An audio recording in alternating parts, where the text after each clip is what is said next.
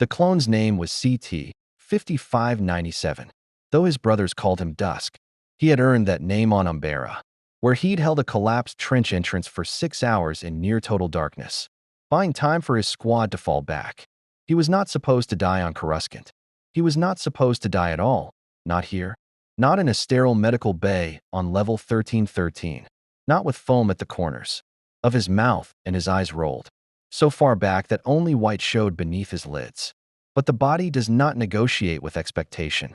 And CT-5597 was dying, and in dying, he was screaming in a language that only the Force could hear. Shaak heard it. She had been meditating in the Jedi Temple's lower contemplation halls when it reached her. Not a sound, not a word, but a rupture, like a hand plunging through still water. She felt the Force shudder around her. And then the vision came, unbidden and absolute, with the terrible clarity of things that have already been decided, somewhere outside of time. Fire. She saw fire first. Not the clean burn of a starship engine or the controlled plasma of a lightsaber, but the kind of fire that swallows buildings whole and leaves only ash and the shapes of things that used to matter. She saw Jedi Temple spires cracked open against a smoke-black sky.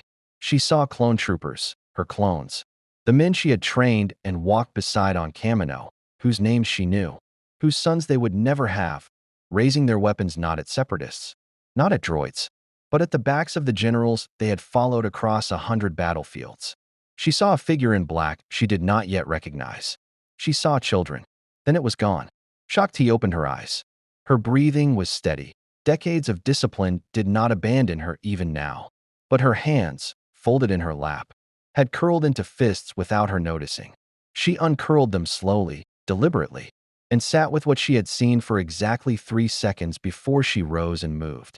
She found CT-5597 through the Temple's medical network.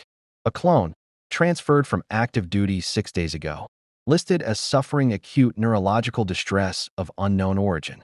He had been flagged for evaluation, and then quietly forgotten in the administrative chaos of a war that produced 10,000 such cases a month. Shaak requisitioned a speeder and descended into the city. Coruscant at night below level 500 was a different planet entirely. The chrome towers and Senate spires were a rumor above the smog line. Down here, light came from advertisement boards and the blue flicker of cantina signs and the pale glow of maintenance drones drifting through the canyon streets like slow-moving stars. The air tasted of recycled atmosphere and industrial lubricant. Shaak moved through it in a plain gray cloak, hood up, Togruta facial markings hidden behind a civilian breathing mask. She was not hiding from criminals. She was already hiding from something else, though she could not yet name what. The medical station was a Republic-contracted facility, the kind that existed in every city layer below the official war infrastructure. Underfunded, overcrowded, staffed by exhausted medics who had stopped asking questions because questions produced paperwork and paperwork produced delays and delays produced deaths. A nurse pointed her toward the isolation ward without asking for credentials. Shaak thanked her quietly and walked through. CT-5597 was conscious when she entered. Barely. His eyes found her face and something in them shifted, recognition. And beneath it, something raw. Relief. As if he had been waiting. As if some part of him had known she was coming. The way a man drowning knows the surface exists even when he cannot reach it. She sat beside him. She took his hand. "Tell me," she said softly. He couldn't speak in full sentences anymore. The neurological cascade had taken that from him. But the Force had not abandoned him. It rarely abandoned the dying.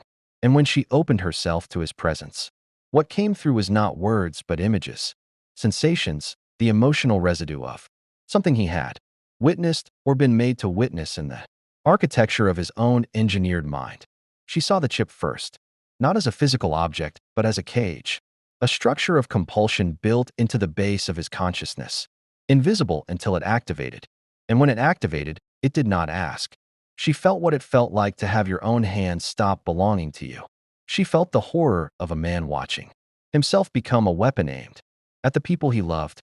She saw the order, not the specific trigger phrase that was buried too deep, too encrypted, but the shape of it, comprehensive, coordinated. Every clone in the Grand Army carrying the same cage in their skull, waiting for the same key. She saw how many clones there were. 400,000 troops, scattered across the galaxy on 1,000 fronts. Every one of them a loaded weapon pointed at a Jedi's back. Shaak T sat with CT 5597 until he died, which took another 40 minutes. She held his hand the entire time.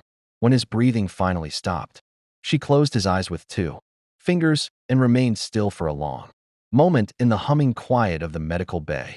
Then she made a decision that would change the fate of the galaxy. And she made it alone. She would not go to the council. The thought arrived fully formed, and she examined it for the manipulations of fear or pride and found neither. It was simpler than that. The council would deliberate. The council would demand verification. The council would navigate the political implications of accusing the Republic's clone army of harboring a programmed assassination protocol without alerting the Supreme Chancellor. And the Supreme Chancellor, she realized with cold precision, was the one variable no one in the temple had seriously examined. Who benefits? Who had the reach to engineer this across the entire clone production pipeline on Kamino? Who had the patience to wait years for the trigger? She did not have the answer yet, but she had the question, and the question told her that the walls of the Jedi temple might not be safe to think inside of. CT 5597 had given her a gift with the last electricity of his dying mind. She would not waste it. If you want to see more characters enter the Star Wars galaxy, hit that subscribe button and drop the name of a character you'd want to see in the comments below. May the Force be with you. She went to Kamino first. Not physically, not yet, but through the temple's restricted archive network, accessed from a public terminal in a library on level 1,200 that processed 10,000 queries a day and logged, none of them individually. Shaak T had spent years on Kamino overseeing clone production. She knew the facility's administrative language, the way a sculptor knows the grain of stone. She knew which requisition forms corresponded to which laboratories. She knew the names of the Kaminoan scientists who worked the late cycles and the ones who answered questions and the ones who didn't. She knew, most importantly, that the inhibitor chips had been introduced into the cloning process as a behavioral safeguard, a solution to the Fives incident, officially classified. The details buried under 17 layers of Republic military authorization codes. She had signed off on the initial report herself 2 years ago, trusting the medical consensus, trusting the system. The memory of that signature sat in her chest like a cold stone. She pulled the original research files on the chip design, not the summary documents, not the briefing abstracts, but the raw technical schematics filed by the Kaminoan lead engineer, a tall, pale scientist named Nala, say whose cooperation had always felt to Shaak T less like collaboration and more like management. The schematics were dense, biological architecture far outside standard Jedi training, but she had spent enough time on Kamino to understand the basic framework. She cross-referenced the chip's activation parameters against the vision CT 5597 had given her. The activation was not tied to a medical threshold. It was not a safeguard against aggression or psychological breakdown. It was a command structure, tiered, encrypted, and routed through a frequency that bypassed conscious processing entirely. When triggered, the clone would not choose to act. He would simply act the way a heart chooses to beat, automatically, completely, with no room for the self to intervene. Whoever had designed this had not been thinking about clone welfare. They had been thinking about reliability. Shaak T closed the terminal, sat back, and breathed through the implications for a long moment. Then she began to plan. She could not remove every chip in the Grand Army. That was the first wall she hit, and she hit it hard. 400,000 soldiers, spread across active combat zones throughout the outer and mid-rim. Even if she had the medical resources, the surgical teams, the access, which she did not, moving on that scale would be noticed immediately. Whoever had built this trap would know it was being dismantled. The trigger would be pulled early before she could finish, and the purge would happen anyway, just messier and faster. So she started smaller. She started with Coruscant. The Coruscant garrison housed approximately 12,000 clone troopers at any given time. Security rotations, Senate Guard details, temple perimeter assignments, rapid response units. 12,000 was still an impossible number for one Jedi working alone with a scalpel. But it was not impossible for one Jedi working with the right help. She found ARC Trooper Commander Bly on rotation at Barracks Level 7 of the Grand Army's Coruscant installation. She had worked with Bly on 3 separate campaigns. She trusted him, or rather, she trusted the man beneath the chip, which was a distinction she was only now learning to make. She came to him in the small hours of the night cycle, when the barracks were quiet and his bunk section was empty, and she told him everything. She watched his face as she spoke, watched the initial skepticism, the professional soldier's instinct to defer to the chain of command. Then she showed him the schematics. She watched the skepticism curdle into something worse, recognition. Bly was an ARC trooper, trained beyond standard clone parameters. And he had felt the chip, she realized. Not consciously, not fully, but in the way a man feels a splinter beneath the skin. A wrongness he had learned to ignore because ignoring it was the only option he had been given. He was quiet for a long time after she finished. "How many can you pull?" he asked finally. "In the time we have? Hundreds. Maybe 1,000, if we move fast and use the medical staff I trust. That leaves 11,000 with the cage still in their heads." "Yes." Another silence. Bly looked at his hands. "Then we make those 11,000 irrelevant," he said. "We don't pull every chip. We pull the ones in the troopers assigned to Jedi-adjacent posts. Temple perimeter, council escort details, chancellor's guard rotation." He paused. "And we document everything. Every chip removed. Every serial number. So that when this comes to light, and it will come to light, there's a record." Shaak looked at him for a moment with something that in a less disciplined Jedi might have been called gratitude. "You understand what this means?" she said quietly. "If someone is watching the garrison medical loge, then we make sure they're watching the wrong logs," Bly said. And the corner of his mouth moved in the particular expression she had come to recognize over years of war as his version of a smile. They worked for 11 days. Shaak moved through the Coruscant garrison like a ghost, using the access codes her Kamino posting had never officially revoked. Bly handled the logistics, rerouting medical assignments, burying the procedures inside routine health screenings, selecting surgical staff who asked the minimum number of questions and had the maximum amount of loyalty to their brothers. The chips were removed, cataloged, sealed in a case that Shaak kept in an inner pocket of her robe at all times, close to her body, the way you keep evidence you cannot afford to lose. She did not return to the temple at night. She slept in civilian quarters in the mid-levels, a different room each night, paying in untraceable credit chips she had drawn from a Jedi emergency fund so obscure it had not been audited in 60 years. On the 8th day, she felt it, a presence at the edge of her awareness, subtle and cold and vast, like standing at the shore of an ocean in total darkness and sensing rather than seeing the water. It was not a vision. It was not the Force crying out in warning. It was someone watching her. She stood at a garrison window overlooking the lower city and did not turn around. And she made her breathing stay even. And she thought, they know something has moved. They don't know yet what. She had 3 days left, and she intended to use all of them. But somewhere above her, in the gleaming towers were the republics. Power was concentrated like light through a lens. A pale-faced man with kind eyes and a patient smile sat alone in his office long after his aides had gone home, and he turned a possibility over in his mind with the unhurried attention of someone who had been playing this particular game for a very long time. Something was disrupting his timeline, something in the garrison, something that moved quietly and left almost no trace. Almost. Darth Sidious closed his eyes and reached into the dark, and the dark reached back, and he began to adjust. The surgical suite Bly had commandeered was a repurposed diagnostic bay in Sublevel 4 of the Coruscant garrison's Eastern Wing, a room that officially processed routine clone neurological screenings and unofficially had not been inspected by Republic medical oversight in 8 months. The equipment was adequate. The lighting was cold and blue-white. The smell was antiseptic and recycled air and the particular metallic undertone that Shaak had come to associate with places where important things happened quietly. On the 9th day, they hit their first serious complication. Clone Sergeant Venn, a decorated veteran of the Outer Rim sieges, woke during the procedure, not from the anesthetic. The anesthetic was holding He woke from somewhere else, some deeper layer of his engineering that the sedative could not reach.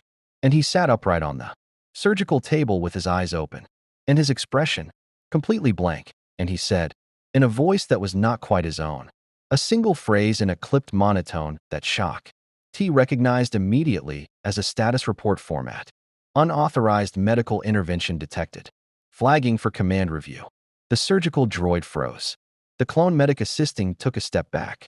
Bly moved to Ven's side in one fluid motion, hands on his shoulders, and Shaak T put herself directly in the sergeant's eye line and reached into the force with the gentlest, most precise touch she possessed. Not a compulsion, not a Jedi mind trick in the crude sense, but something softer, a settling. The way you calm a frightened animal, not by restraining it, but by becoming something that does not feel like a threat. Ven's eyes focused. The blankness receded. He looked at Bly, then at Shaak T, then down at his own hands.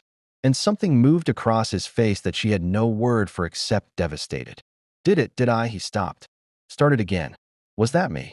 No. Shaak T said quietly and absolutely. That was not you. Ven was quiet for a moment. Then he lay back down on the table and said, finish it. They finished it. But the incident told Shaak T something she had suspected and hoped was wrong. The chip architecture had a passive monitoring function she had not fully accounted for in the schematics, deep enough in the neural tissue that surgical disturbance could trigger a partial activation. They had been lucky with venerable lucky that Shaak T had been present, that her force sensitivity was precise enough to interrupt the cascade before it completed, that Bly had been close enough to provide the human anchor that grounded the sergeant back into himself. They would not always be lucky. She revised the procedure that evening, sitting alone in her temporary quarters with the chip, schematics spread across a datapad, working through the problem with the same methodical focus she had once applied to training cadets on Kamino. The solution was inelegant but functional, a microdose adjustment to the sedation protocol, combined with a specific sequence of force-assisted calming applied at the moment of chip extraction, creating a neurological bridge that prevented the passive monitor from completing its report. It added 6 minutes to each procedure. 6 minutes times the remaining 412 troopers on their list. Bly recalculated the schedule without being asked. He handed her the revised timeline over cold CAF in the early hours of the 10th day and said nothing. Because there was nothing useful to say. The math was the math. They pushed through.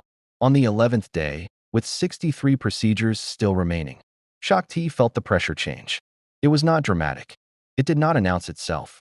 It was simply a shift in the texture of the force around her, a tightening, like the atmosphere before a storm that has not yet decided to break. She had felt something similar on Kamino once, years ago, standing on an ocean platform as a tempest built on the horizon. The feeling of being in the last moments of a before. She completed the morning's procedures. She sent Bly a coded message through the private channel. They had established 2 words, a phrase from a training manual that meant prepare for contact. And then she went to find the source of the pressure. She did not have to go far. He was waiting in the garrison's upper observation deck, a wide circular room with transparent steel walls that looked out over the mid-city skyline. He was not in clone armor. He was not in any uniform she recognized. He was a tall man with a lean, angular face and close-cropped dark hair going gray at the temples. And he wore a civilian coat of expensive cut, and he stood with his hands clasped behind his back, looking out at the city with the posture of a man who owned things. She knew him. She had seen him in intelligence briefings, a Republic Security Bureau director named Mos Tarkin, whose career had risen with unusual speed over the past several years. A man whose name appeared in the margins of a dozen classified operations she had never been fully briefed on. A man who stood, she understood now with sudden cold clarity, in the part of the Republic's shadow that connected directly to the Chancellor's office. He turned when she entered and smiled at her with the professional warmth of a man who had practiced warmth until it became indistinguishable from the real thing. General T, he said, I was hoping we might speak. Shaak T stopped 6 meters from him. She did not reach for her lightsaber. She read him through the force instead, carefully, thoroughly. In the second and a half it took him to close half the distance between them, He was not force-sensitive. He was not a threat in any direct physical sense. He was something more complicated than a threat. He was a message. You've been conducting unauthorized medical procedures on Republic military personnel, he said pleasantly. The Chancellor's office has noted some irregularities in the garrison's screening logs. I've been asked to inquire, informally, of course, about the nature of these procedures. Informally, Shaak repeated. For now, the word landed with the weight of everything it implied. She looked at him for a long moment.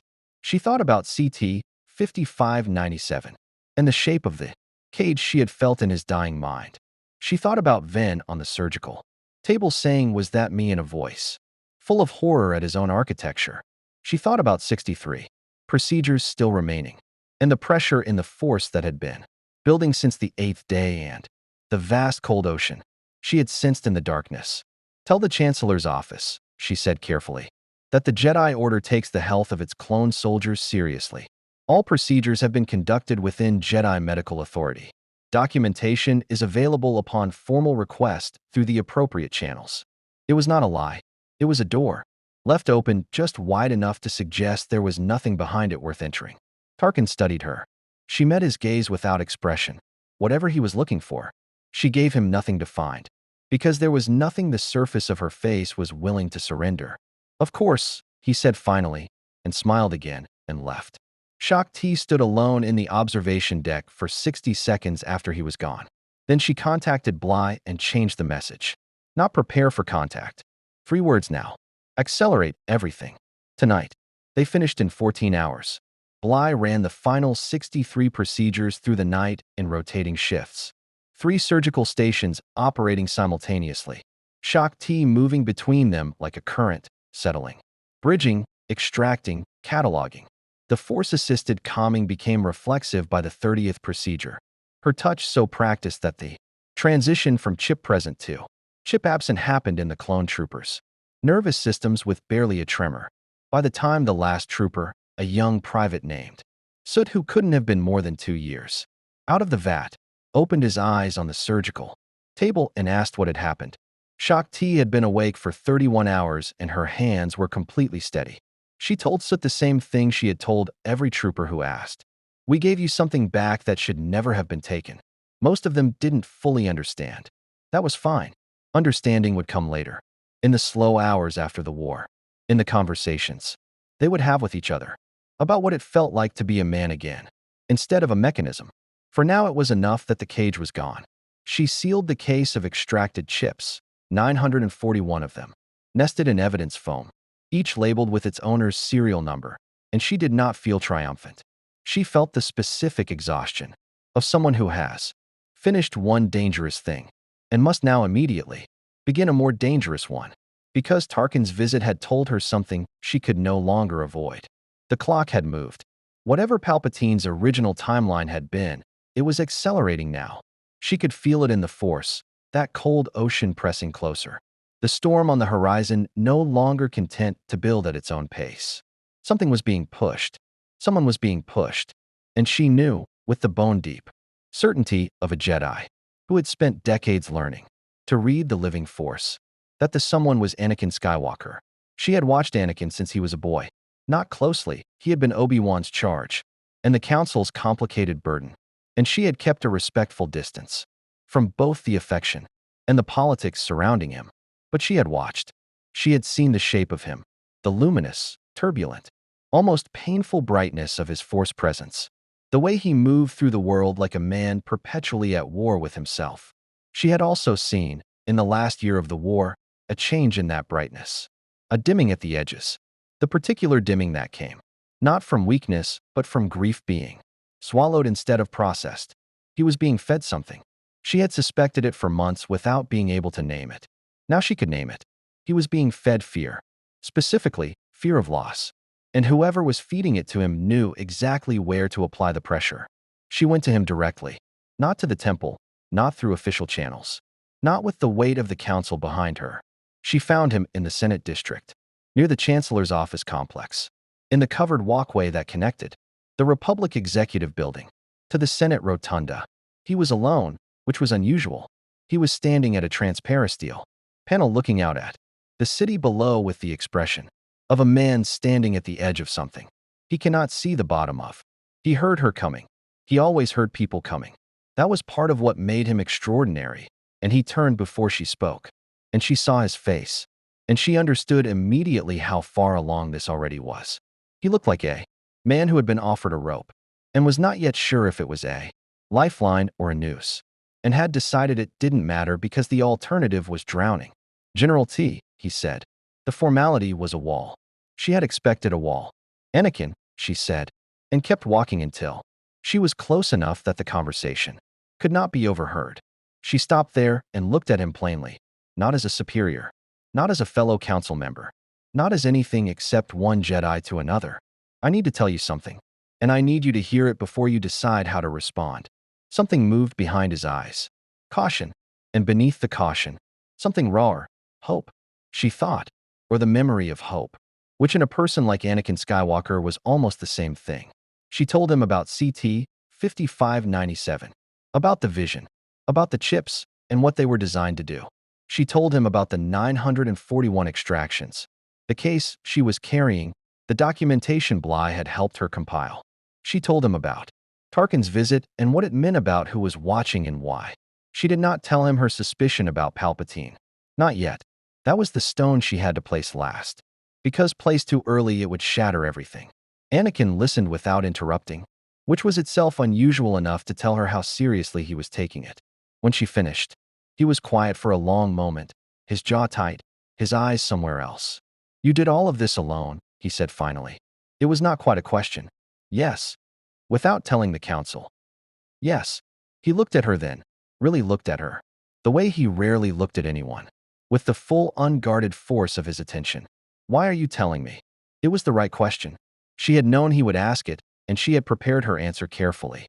Because the answer mattered more than anything else she had said. Because, she said, someone has been working very hard to make you afraid. And afraid people make the choices that frightened people make. And I think you already know something is wrong. I think you have known for some time. And I think the reason you haven't acted on it is that the person you would have to suspect is someone you love. The wall came up fast and hard. She watched it happen, the shuddering, the jaw setting, the shoulders pulling back. You don't know what you're talking about, he said. And his voice had gone flat and dangerous. I know, she said quietly, that Padme is pregnant. The flatness cracked. Just slightly. Just enough.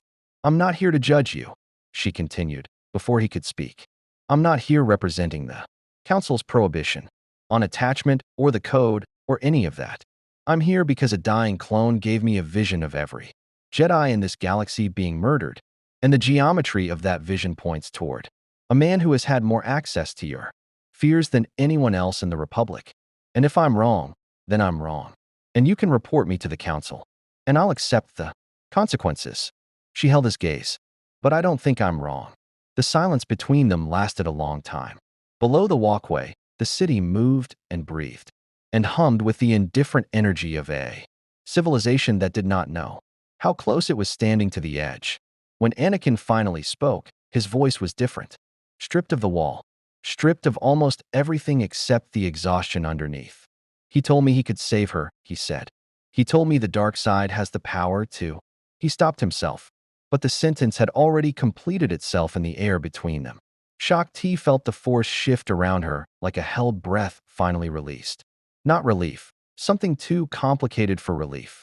The moment a door opens is not the same as the moment you walk through it safely. Tell me everything, he said, she said, from the beginning. And Anakin Skywalker, for the first time and longer than he could clearly remember, told the truth to someone who was not Palpatine, 3 levels above them, in an office that looked out over the entire Senate district. A pale-eyed man sat very still, in his chair, and felt the thread he had been pulling for 13 years ago unexpectedly slack. His expression did not change, but his hand, resting on the arm of his chair, curled slowly into a fist. Palpatine moved at dawn. Not personally, not yet. He was too careful for that. Too patient, too deeply invested in the architecture of his own innocence to expose himself before the trap had fully closed. Instead, he moved through proxies, the way he had always moved, the way a man moves pieces on a board he has been arranging for decades. He moved through Mos Tarkin, who arrived at the garrison at first light with a full complement of Senate, Guard, and a Republic Security Bureau, warrant broad enough to justify almost anything. He moved through the 6 Coruscant-based clone battalions whose chips Shaak Ti had not reached, the ones assigned to outer perimeter duties, the ones Bly had flagged as lowest priority because their Jedi contact was minimal. And he moved through Anakin. Or rather, he tried to. The call came to Anakin's comm at 0400, 3 hours after his conversation with Shaak Ti. The Chancellor's voice, warm and familiar and laced with something that Anakin now recognized, with the sick clarity of a man who has finally named a smell he has been breathing for years, as manufactured intimacy. Palpatine asked him to come, said he had something important to share, said the time they had discussed was approaching. Anakin sat with the comm in his hand for a long moment in the darkness of his private quarters. He thought about everything Shaak Ti had told him. He thought about the shape of 13 years of careful cultivation, the private meetings, the whispered encouragements, the patient accumulation of trust that he now understood had never been trust at all but investment. He thought about Padme and the dreams, and the fear that had been his constant companion for months. And he thought about how that fear had always seemed to intensify after conversations with Palpatine, never before, always after, as if the man were not soothing his anxiety but watering it. He thought about what Shaak Ti had said. Afraid people make the choices that frightened people make. He opened a different channel. He called Shaak Ti. She answered immediately, which told him she had not slept either. He's summoning me, Anakin said. I know. A brief pause. Will you go? Another long silence. Below his window, the city was transitioning from night to early morning, the light changing in the smog layer from deep amber to pale gray. Somewhere out there, Padme was asleep. And the children, she had told him 2 weeks ago, twins, were alive and safe and entirely unaware of the geometry of the world they were about to be born into. Yes, he said, but not alone. They went together, Anakin and Shaak Ti, which was not what Palpatine had planned for. And the not planned for was the first crack in an architecture that had been built to account for almost everything. Shaak Ti could feel the Chancellor's surprise when they entered his office. Not on his face, which was perfectly composed, perfectly warm, perfectly the face of a concerned mentor greeting a beloved student, but in the Force, where surprise registered as a brief, involuntary tightening, a recalculation happening at speed behind still eyes. Master T, Palpatine said pleasantly. I wasn't expecting. I know, Shaak Ti said. The pleasantness held for another 2 seconds. Then it dropped. What happened in the Chancellor's office in the next 4 minutes would not appear in any official Republic record, because the people present had reasons to keep it unrecorded, and the people who might have recorded it were otherwise occupied by a Senate Guard deployment to the garrison that had been designed to create exactly this kind of distraction. But what happened was this. Palpatine reached for Anakin through the Force, not physically, not yet, but in the way he had been reaching for him for years. The practiced pull toward fear and anger and the particular flavor of desperation that the dark side fed on, like fire feeds on oxygen. It was an extraordinary piece of technique, refined over decades, calibrated precisely to the specific frequencies of Anakin Skywalker's emotional architecture. Anakin felt it, and for the first time, knowing what it was, he did not follow it.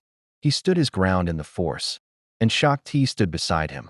And what Palpatine encountered was not the isolated, terrified young man he had spent 13 years preparing for this moment, but 2 Jedi standing together in the light with their eyes open. Palpatine's composure fractured. Not completely. He was too old and too skilled for complete fracture, but enough. Enough that the mask slipped. And what was underneath it was ancient and cold and had been waiting a very long time. And it looked at them both with the patient fury of something that has had a plan interrupted and is already building another one. You have made, he said softly, a significant mistake. Perhaps, Shaak Ti said, or perhaps you have. What followed was not the duel of legend. It might have been under other circumstances. Palpatine was Darth Sidious, and Darth Sidious at full power in a contained space was an extinction level event for anyone foolish enough to engage him directly. Shaak Ti knew this. She had not come to fight him. She had come to witness to stand in front of him as proof that the trap had been seen, that the chips had been pulled, that the architecture of his plan had a hole in it that could not now be repaired without exposure. The real weapon she had brought was not her lightsaber. It was the case of 941 extracted chips, each one labeled, documented, and already transmitted in encrypted form to 7 separate secure locations outside Coruscant, including through a channel that Bail Organa had established for exactly this kind of emergency. The personal archive of 3 sitting senators who had no connection to Palpatine's network. Evidence, once distributed, cannot be undistributed. Palpatine understood this calculation in the same moment she finished making it visible to him, and the fury behind his eyes went very still, the way deep water goes still above something large moving beneath it. He let them leave. That was the most terrifying thing, not the confrontation, not the fractured mask, not the glimpse of what lived behind the Chancellor's face. The most terrifying thing was how calmly he let them walk out of his office and back into the gray morning light. Because a man like Palpatine did not let things go. He repositioned them. He found the angle. He waited. In the weeks that followed, the Republic shuddered through a crisis it barely understood. The chip evidence reached the Senate. Nala Se was summoned to Coruscant. The clone inhibitor program became the subject of an emergency military tribunal that generated enormous political noise and very few concrete conclusions, because the chain of authorization for the chips was labyrinthine by design, and the man at the end of that chain was still the Supreme Chancellor. And the Supreme Chancellor had not yet been proven to be anything other than what he appeared. The Jedi Council, confronted with Shaak Ti's evidence, went through 7 days of the most fractious deliberation in living memory. Mace Windu wanted immediate action. Yoda counseled patience. Ki-Adi-Mundi expressed serious reservations about the legality of Shaak Ti's methods. Obi-Wan Kenobi said nothing in the meetings and came to find Shaak Ti alone afterward and sat with her in silence for a long moment before saying, quietly, "You were right to do it the way you did it," which was, coming from Obi-Wan, approximately equivalent to a standing ovation. Anakin Skywalker did not fall to the dark side. This is not the same as saying he was healed. He was not healed. The wounds that Palpatine had been carefully tending for 13 years did not close overnight, simply because the hand tending them had been removed. He was angry and frightened, and grieving something he could not fully name.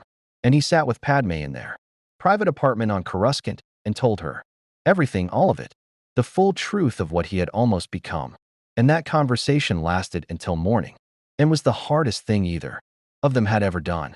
And it did not fix everything, but it was a beginning. Order 66 did not execute on Coruscant.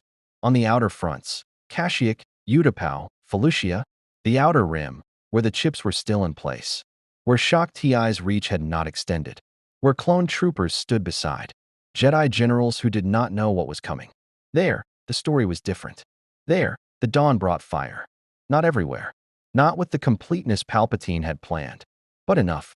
Enough that when the smoke cleared and the count was taken, 43 Jedi were dead on the outer fronts, killed by the soldiers they had stood beside for 3 years.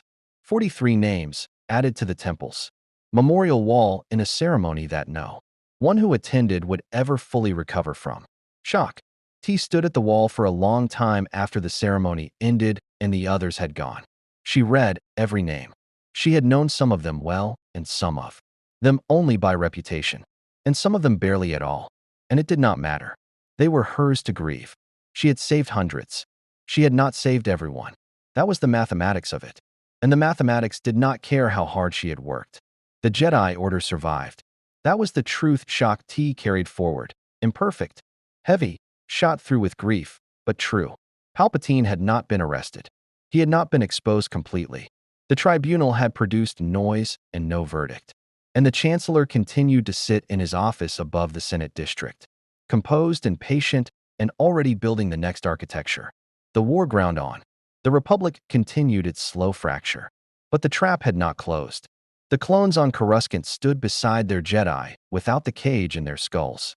Anakin Skywalker was still in the light, damaged and struggling and stubbornly, furiously alive in the Force.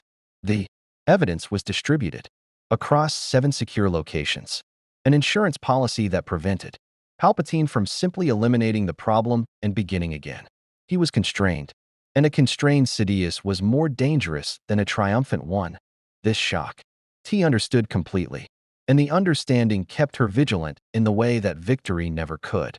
On the 44th day after the Chancellor's office confrontation, a Jedi archaeologist on Moraband reported activating an ancient Sith artifact that had lain dormant for 1,000 years.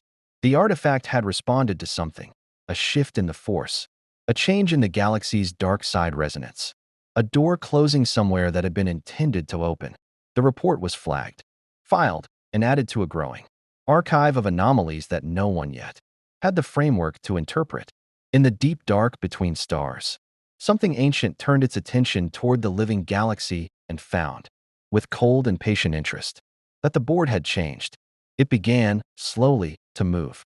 May the Force be with you.